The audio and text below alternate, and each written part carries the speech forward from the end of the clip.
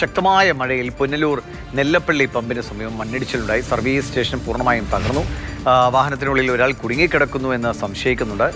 Fire force തിരച്ചിൽ നടത്തുകയാണ്. Rahul G Nath വിവരങ്ങളുമായിട്ടുണ്ട്. Rahul, ഇത് എപ്പോഴാണ് സംഭവിച്ചത്? രക്ഷാപ്രവർത്തനം നടക്കുകയാണോ? ഒരാൾ കുടുങ്ങിയെന്നത് ഉറപ്പാണോ?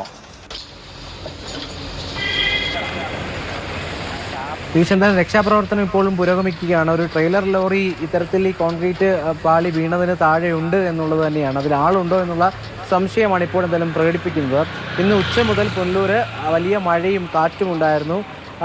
അതിനുശേഷമാണ് ഇപ്പോൾ വൈകുന്നേരം ഇത്തരത്തിൽ ഈ കോൺക്രീറ്റ് പാളി ഈ ട്രെയിലർ ലോറിക്ക് മുകളിലേക്ക് വീണത്. കുറ്റൻ കോൺക്രീറ്റ് ഭിത്തിയാണ് ദൃശ്യങ്ങളിൽ നമുക്ക് മനസ്സിലാകും. എന്തായാലും നിലവിൽ അഗ്നിരക്ഷാസേനയും മറ്റ് നാട്ടുകാരും ഉൾപ്പെടെ ചേർന്ന് ഈ രക്ഷാപ്രവർത്തനം നടത്തിക്കൊണ്ടിരിക്കുകയാണ്. നിലവിൽ സംശയമാണ് ആദ്യഘട്ടത്തിലുള്ളത്. കാരണം ഈ ലോറിക്കുള്ളിൽ ആളുണ്ടോ എന്നുള്ള സംശയമാണ് ഇപ്പോൾ എന്തായാലും ഉള്ളത്.